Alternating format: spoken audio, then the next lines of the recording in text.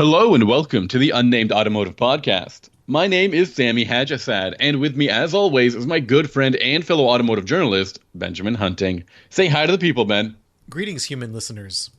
Greetings to everyone. If this is the first time you're listening to our podcast, thank you for trying something new. I will reiterate that Ben and I are a pair of automotive journalists, but more important than that, we're very good friends.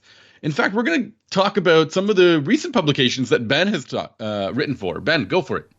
You can find my work at Motor Trend, at Haggerty, and at driving.ca. And you can find my work at autotrader.ca, driving.ca, and Capital One's Auto Navigator.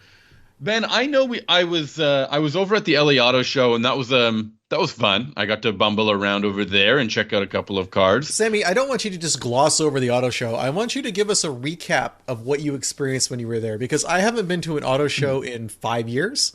Yeah. And I think that these shows have changed quite a bit in recent times, as they kind of shifted away from being media focused and more focused on consumers, which I think makes a lot of sense.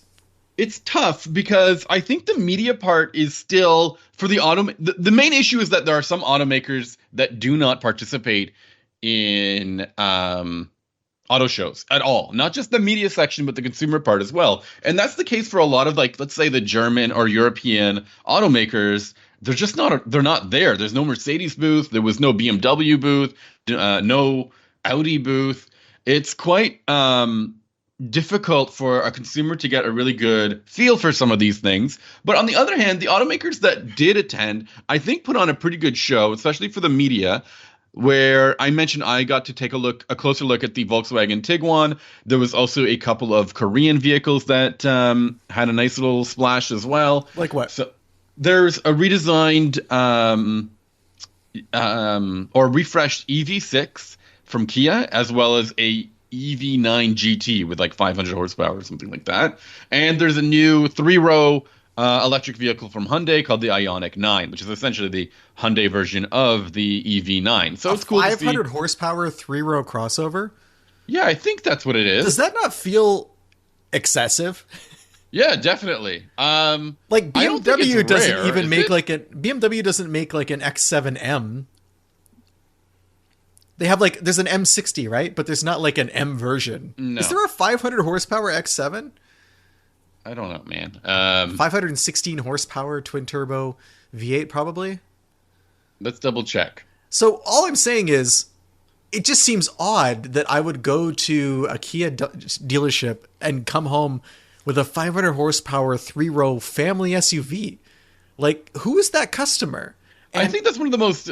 That's the real critical aspect of this particular product. Really did not get. A lot of people were like, "That's cool," but I mean, is it cool? The X7 M60 has 523 horsepower. Okay, so and that's $100,000 vehicle at least. So like, yeah, 100. I'm looking at the Canadian pricing. Yes. So you can go to Kia and you can get a vehicle that doesn't just have the same horsepower, but probably better performance because of the instant-on torque, right? Yeah, but it's why quite a bit heavier.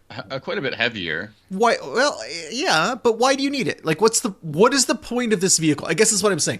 Would you rather, as the owner of a 3-row crossover, have 500 horsepower, or would you rather have another 100 miles of range? And is that the trade-off that we're seeing here? I don't know if the trade-off is. I don't know if that's the trade-off. Okay. Because I think in order to get more range, you need bigger batteries. But with the bigger battery, you don't necessarily need more powerful motors. Like, that's not the rule. Well, with the bigger batteries, you get more weight, and you got to have more power to motivate that bigger weight, I suppose. Yes, but if we want to go back to the real world of, let's say, pre-EV, where you would buy a 3-row crossover, and that 3-row crossover would have maybe 300 horsepower, and that would seem excessive. I mean, how much horsepower does a Honda Pilot have? The Honda Pilot has, I think, 300, if not less, horsepower. I'm testing one right now, and I don't know, man. The Honda Pilot needs to stop being mentioned. Okay. We'll talk about a competitor of its of the Pilot, I think, very soon. You can get a 4-cylinder turbo Highlander, right? Yes. Okay, so if that's the baseline, How much weight are you adding to the Kia EV9 to require 500 horsepower? Well, a 100 kilowatt hour battery is massive, isn't it? Is it a 100 kilowatt hour battery? I believe it is. 99.8 is the current one. And what's the range? With 270 to 280 miles. So it's an insane battery for, I guess, good range, but I'm still not seeing why I need 500 horsepower. That's great. I don't think that's good range. I thought good range is supposed to be that 300 mile mark. Well, you're almost there. We're 10% off, yeah? It weighs 5,000 pounds. Up to 5,000. Yeah, up to 5,800 pounds. That's the weight almost range. 6,000 pounds. Yeah. Pounds. I don't know. Am I supposed to be impressed by that because a Hummer has twice the size of that battery? No, I'm just saying. I'm questioning as to why we need 500 horsepower for this vehicle. Yeah, I think we're trying to figure out. I think it's an easy thing for them to add to a car as opposed to more range.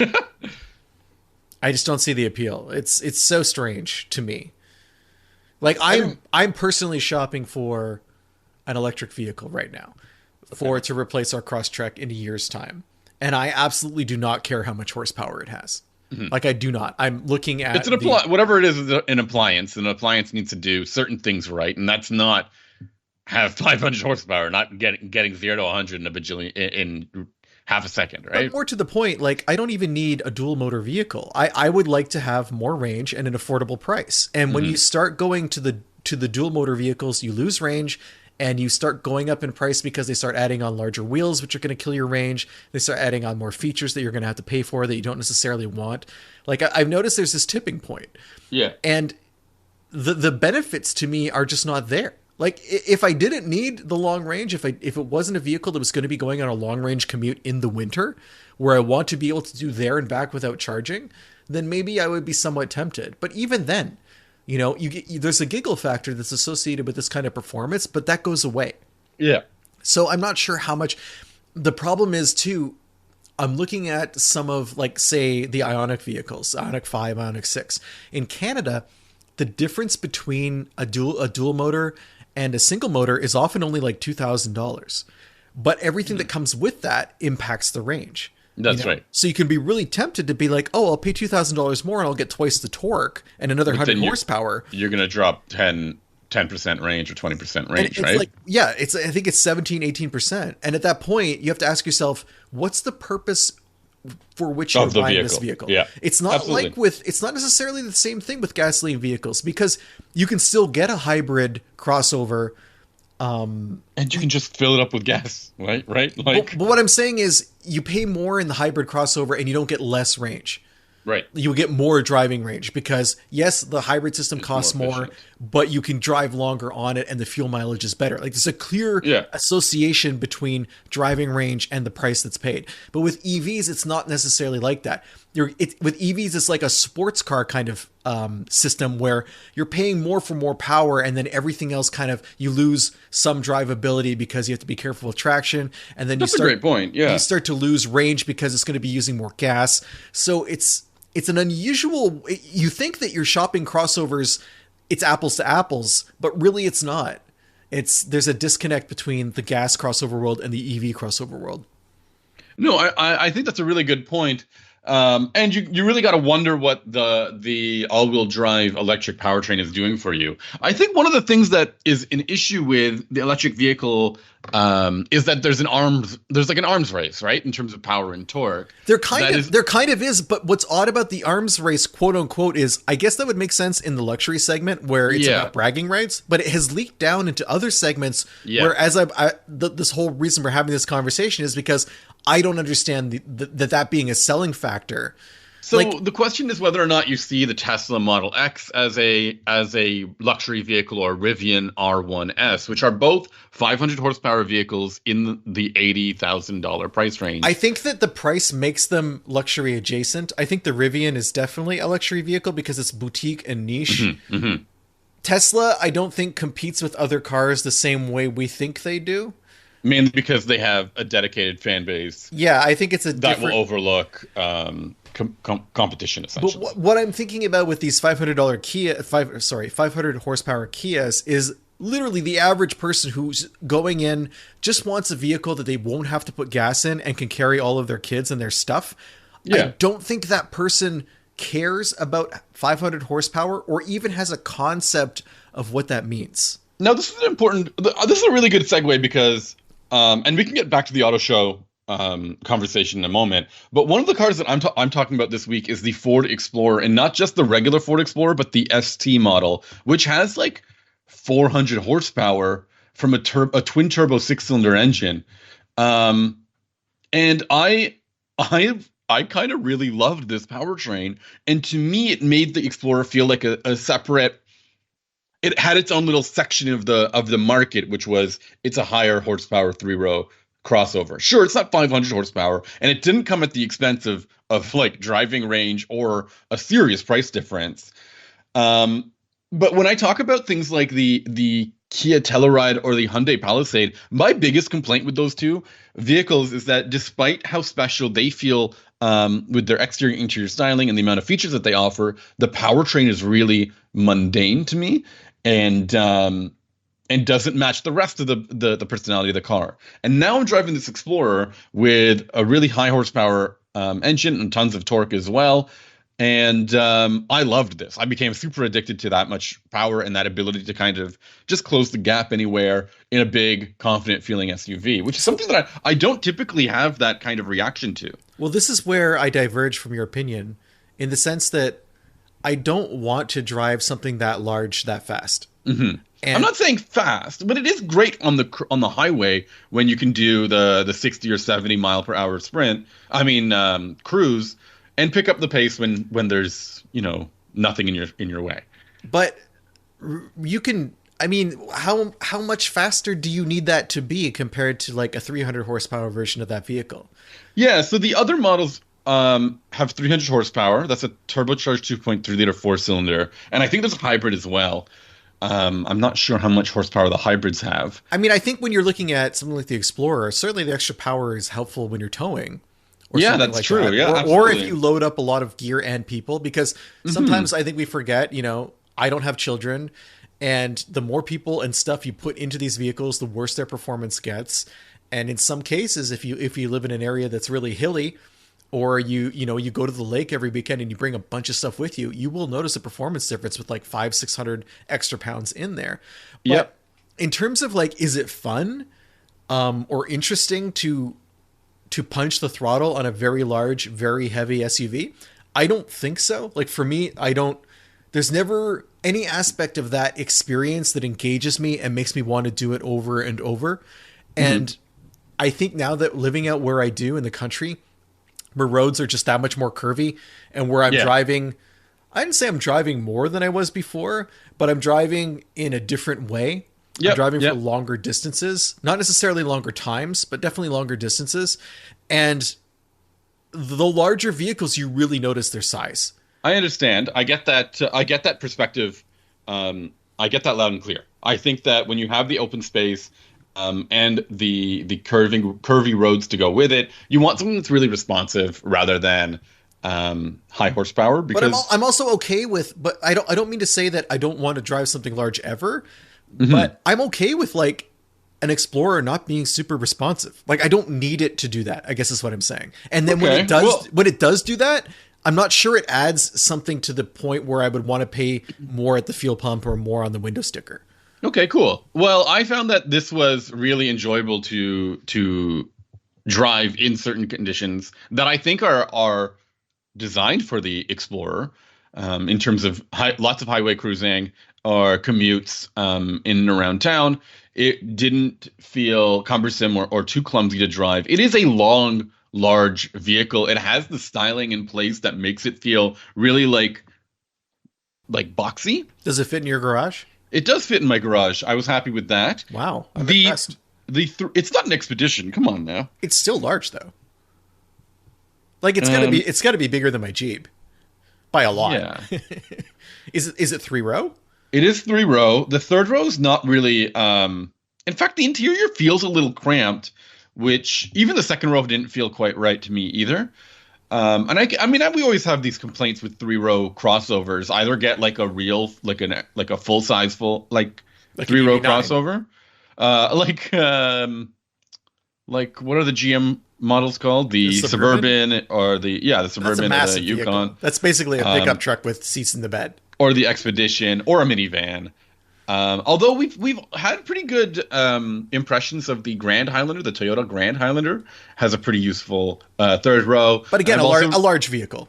And I've also found the Atlas to have a good third row as well. And I think the Traverse is in that space as well, where it's like a slightly larger three-row crossover with a functional third row. And the Explorer does not it just doesn't fit in that category. It feels more like the regular Highlander or maybe the Palisade and Telluride. But that motor is the one thing about it that really stands out.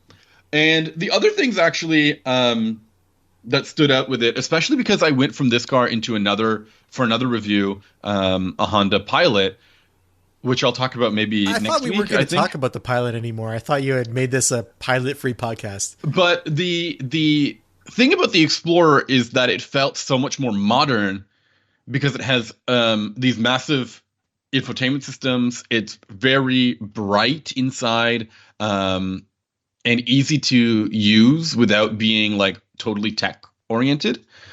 And it has a ton of features. My model in particular had heated seats in the front, but I don't think it had heated seats in the rear. It didn't have a 3-zone climate control, which was confusing, but it had massage seats for the driver.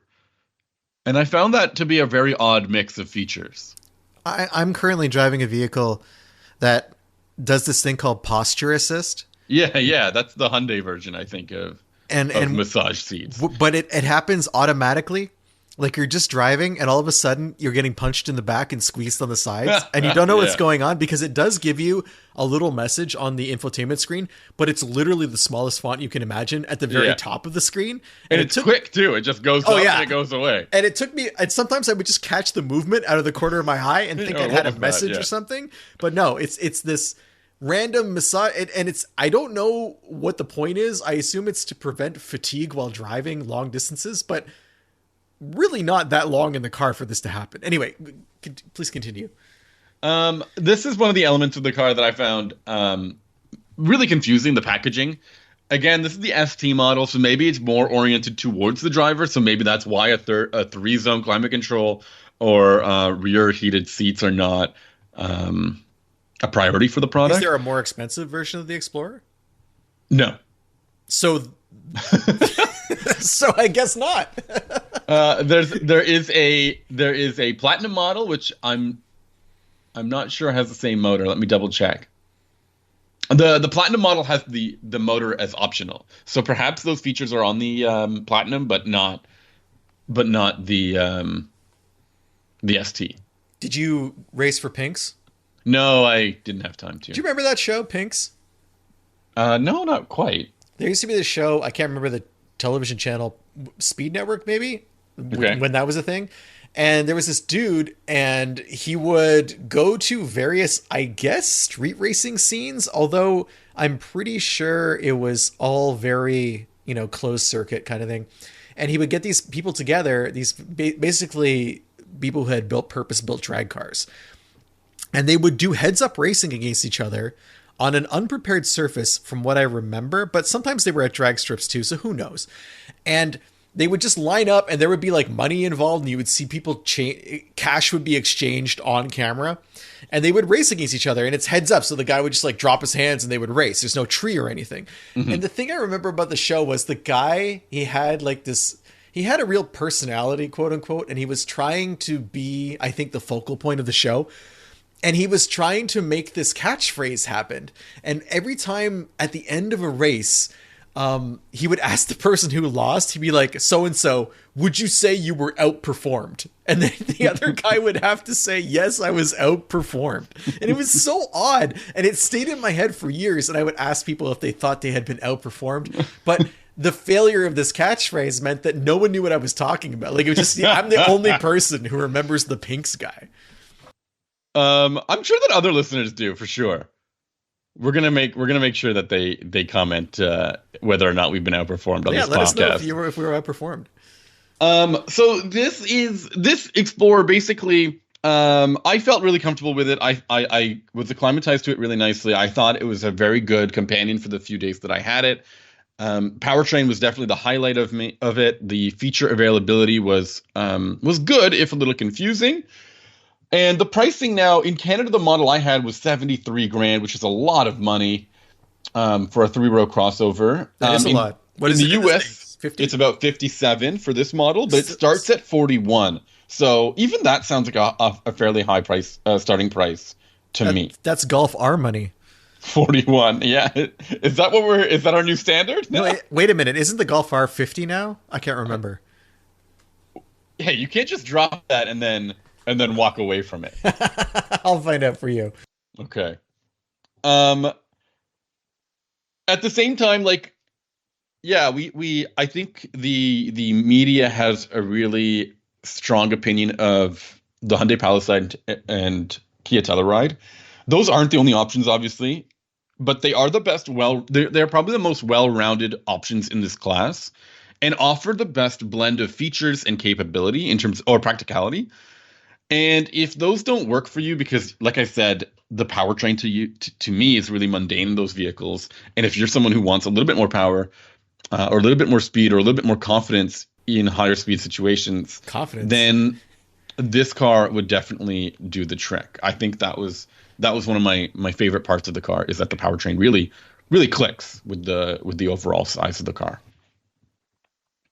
All right. I mean, how much is that Golf R? It's 45. Woo. Yeah. So you can't even. I mean, I guess it's close, but this is also my first chance I've ever used Blue Cruise. Now, this is something you've talked about on the past, I think with the F-150 Lightning, if I'm not mistaken. My worst Blue Cruise experience was with the Mach-E. The Mach-E, okay.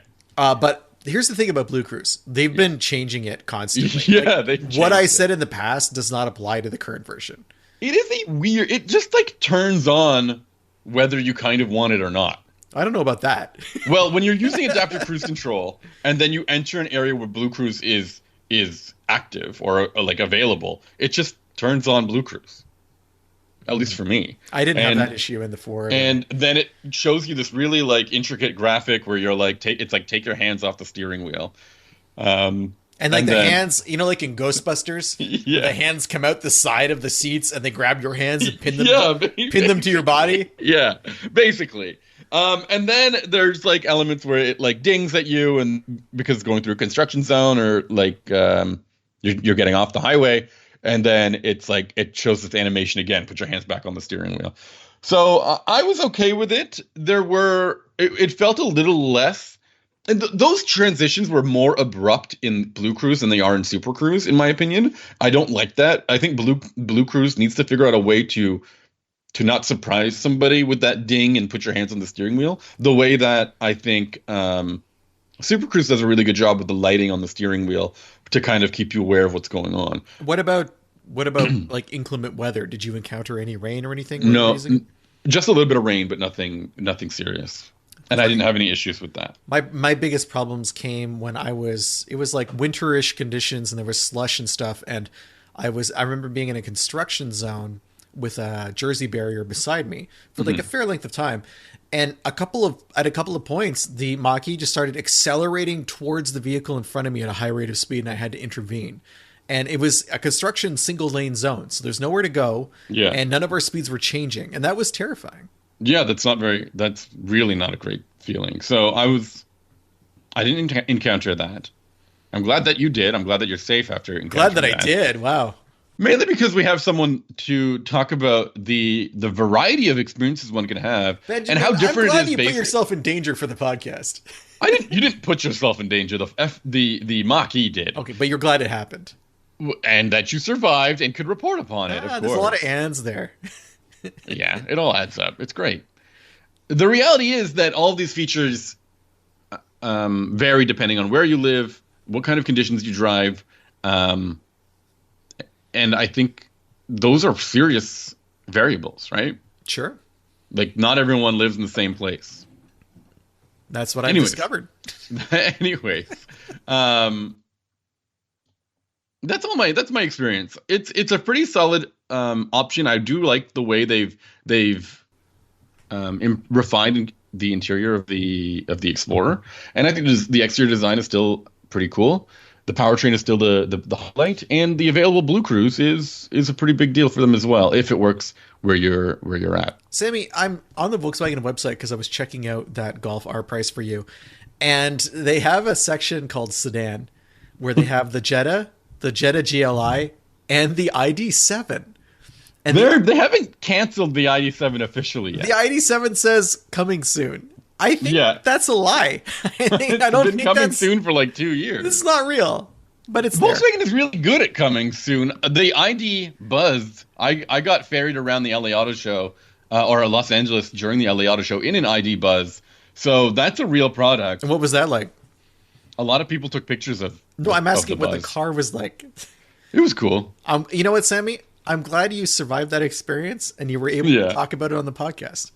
Yeah, I'll do that anytime. Of course, I'm not going to complain about it. It's the ID Buzz, by the way, starts at $60,000. That's too expensive. Would you take that over a 500 horsepower EV9? No, I'm going to take a 500 horsepower EV9. Really? I don't know. Remember, I've never driven. I really haven't driven either of them. Remember what happened when I had the GT line EV9 and I had the worst rear suspension I'd ever experienced? Yes, I do remember that. So do you think that the 500 horsepower one has perhaps remedied that, or is it going to be even scarier? I think it'll be even scarier. That's terrifying. The thrill is part of it. It's less of a thrill and more of a holding on for dear life kind of situation. I love it either way. More of a heading to the Kia dealership to make sure something isn't broken situation. I remember that. What are you driving? What did you drive? I drove the Genesis G80 Electrified. Now, has it changed since the last time we talked about it, like 2 years ago? I don't know. Okay, great. No, the reason I bring that up is because the G80 has improved, I believe. We're in a new generation of G80. Okay. But the styling update for the Electrified is coming in 2026, from what I understand. Okay. I wanted to drive this because I wanted to see if it was as good as I remembered it. I drove it 2 years ago, I think. Mm-hmm. And I liked it a lot. There's a couple things about the car that are a little off-putting. And one of them is linked to the fact that this is a gas-powered sedan. G80, the Genesis G80 gas version is a very good vehicle, very good luxury vehicle, pretty comparable to a 5 Series or an E-Class. The interior is quite nice. But when they electrified it, they had to put the battery somewhere. And that somewhere is directly under the floor. Now, in the GV70 Electrified, it's the same deal. They had to put a battery in a gas-powered vehicle. They put it under the floor. But in that vehicle, you have a lot of headroom inside the automobile. It's not something you're going to notice. In the G80, the seating position has changed. It is, I don't know how many inches taller for seating. I want to say a little bit, like, I don't know if it's a full inch. So it just feels like you can never put the seat low enough for like a natural driving position. It's not that it's unnatural, but it is quite different. There's also, or is your head just way too close to the ceiling? No, it's a seating position thing. You lose 2 cubic feet of trunk space as well, and I did notice that because I carried a jack. I believe I carried a jack home. Excuse me. From I had to change some winter tires on the Subaru that I keep in Montreal for the fleet use. The one that I drive like 10 minutes a week. And I had to bring a jacket, a bunch of other stuff to be able to do that. And I remember putting it in the trunk and being like, oof, there's really not a lot of space here. But the seating position is odd. And there's no sunroof either because I'm pretty sure there's no room for one. Like they would not be able to lower the ceiling enough and have it not feel claustrophobic. So that is a little strange. The other thing that I noticed about the car, and this is something that is, I'm currently driving a vehicle I'm going to talk about next week, which is the 2025 GV80 Coupe, which is like the cutting edge of everything that Genesis has right now. And that interior has shifted over to like an almost fully digital presentation. Whereas in the G80 Electrified, you have analog looking gauges that are of course digital, but it's not just a screen. You get a gauge binnacle. There's actually a cluster. It's not just one screen. Okay. And then you have a separated infotainment screen on the dashboard. And I really like that. I think that looks great. It is the kind of detail that is disappearing from cars. Not just electric cars. I mean, that Mustang that I had this year was the same kind of deal. It's just one screen across the dash and it's boring and it's plain. And I'm surprised it's allowed to happen. I know it's a cost-cutting thing, but still, like, I don't like seeing it in the Mustang, and I don't like seeing it in high-end cars, and I'm glad that the Genesis doesn't have that. I mean, the main thing is, as you mentioned before, that when the car powers down, it just feels like a slab of black. But I mean, we don't spend a lot of time in an unpowered car, I think. But I don't know. At the same time, you want it to feel. It's not just a like slab an of black. environment. It's not just a slab of black, though. It's even when it's powered on, it's ugly. It's just a rectangle. There's no design there. If it's just a screen, it's just a rectangle. What? Imagine like.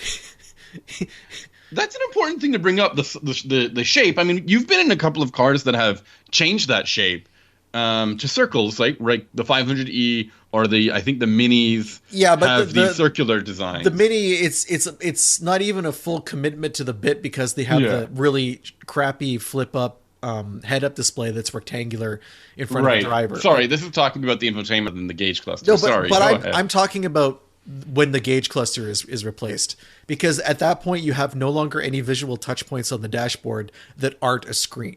You know, dashboards are plain, and what gives dashboards detail are things like the HVAC, the vents, and the gauge cluster. And once the gauge cluster is gone, you're just looking. You might as well be in a Mini E or a Prius, where like the older Prius, where it was just in the center. You know. It just kind of looks barren and uninteresting, and I don't like that. That's a good point. I think it's especially not. It's especially appreciated in a more expensive vehicle, a premium vehicle, where you expect a certain finesse and an expertise in design, and it sounds like Genesis has it in most cases. Well, the new cars don't have it, is what I'm saying. The new new car is gone, and then the Genesis G80, it's still there. The new Genesis, the the GV80 coupe that I'm driving, it's gone. It's just a rectangular piece of plastic. And the other problem with doing this is if everybody does it, your car looks like everybody's car. Yeah, exactly. And that sucks.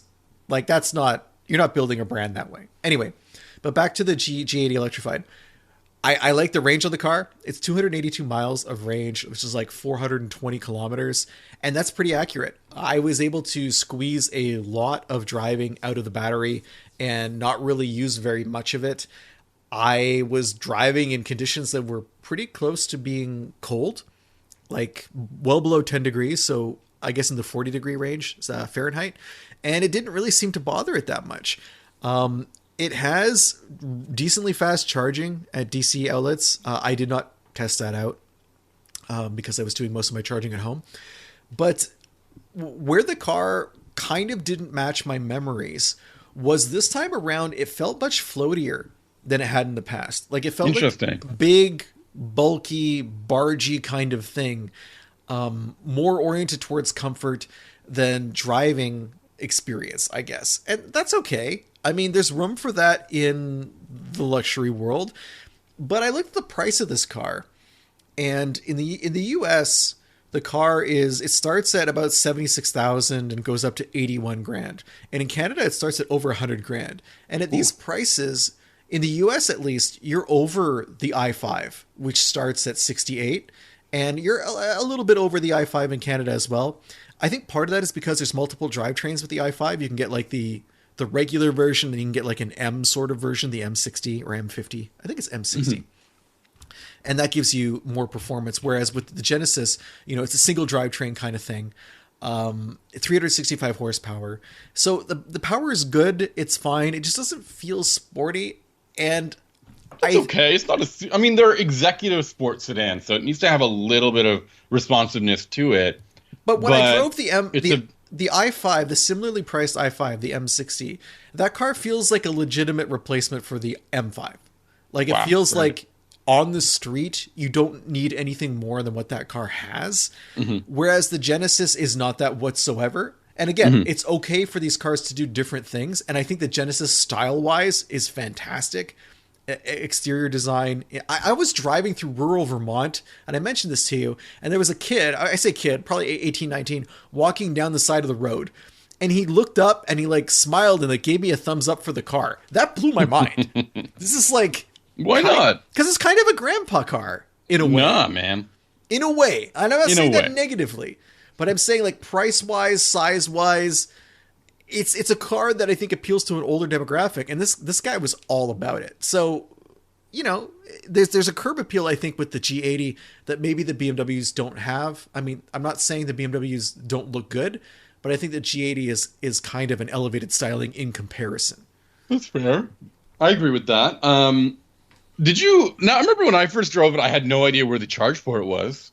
Did you? It's hard to find. It took me a while. It's in the grill, and there's no markings for it, and you just have to know where it is, and then you push it, and it has like the world's largest arm that comes out. Yeah, it's a super thick arm, and I appreciate that because remember how much I complained about the one in the Chevrolet Blazer and the Cadillac.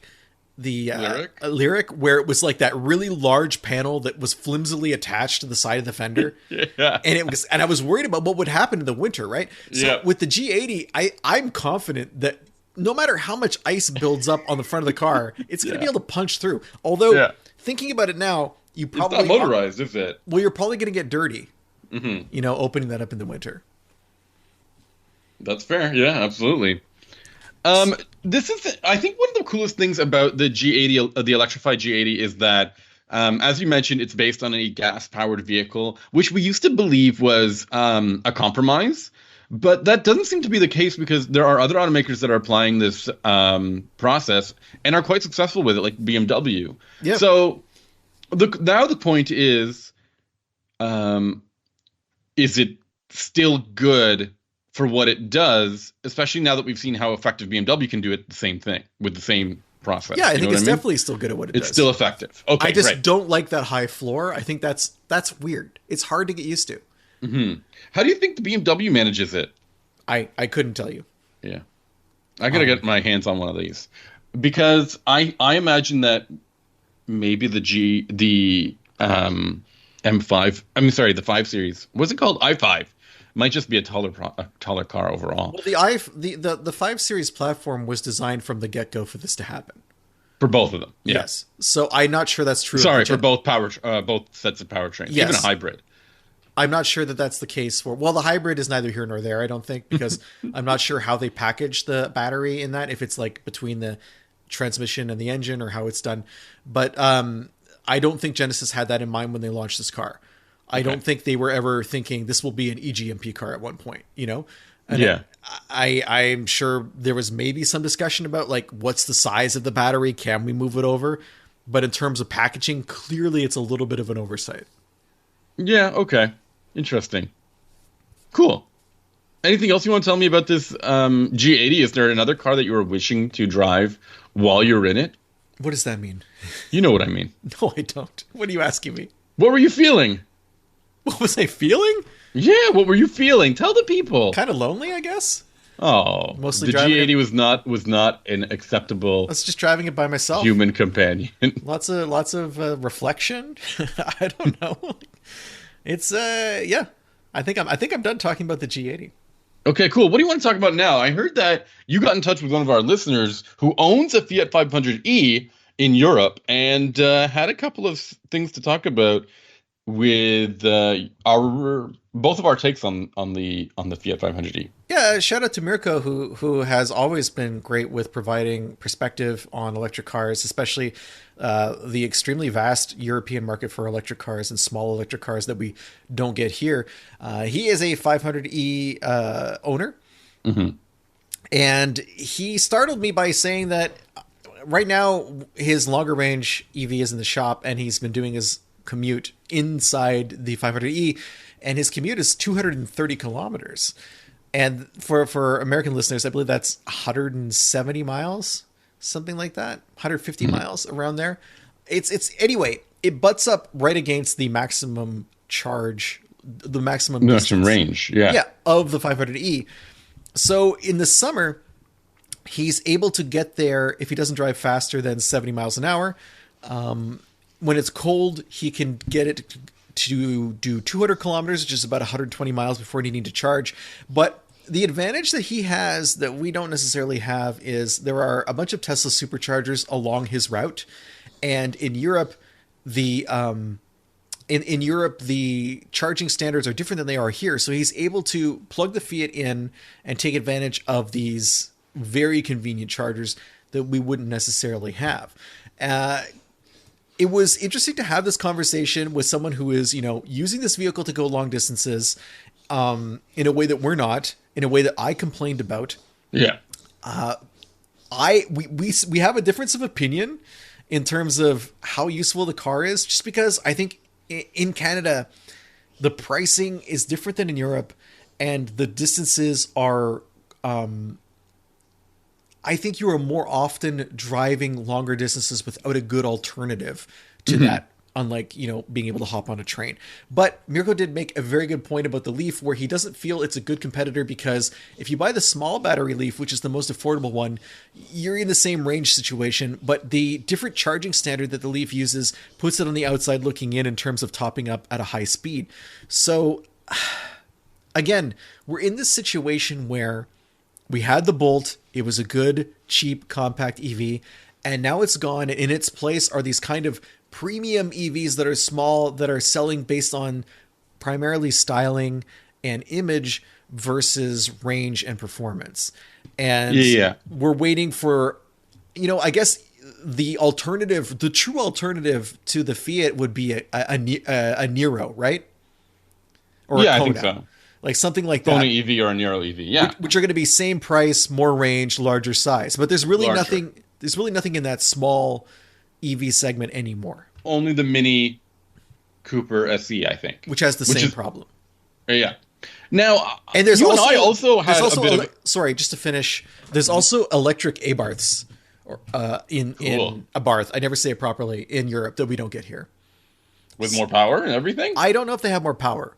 But they've got to have more power. Come on. They have a limited slip differential, from what I understand. Oh, sick. Then they got to have power. And there's also there's 4-door hatches as well. Fiat has essentially a full product line in Europe that we don't get access to. Okay. And also the last thing, Mirko's able to charge at speeds much faster. Like I was able to get 35 kilowatt, which is not great. But he's that's not great at all. I mean, that's like below what people would accept, I think, as minimum speeds, right? I'm not going to speak for other people. Come on, I think 50 is the lowest that should be recognized for a DC fast charger. He's getting up to like 60 and whatnot, which is much quicker. Much quicker, almost twice as much. I obviously I had a different method of trying the vehicle out. I used it mostly in the city, and I found it to be really functional. But as soon as I needed to get out of town, that's when the product really showed its deficiencies.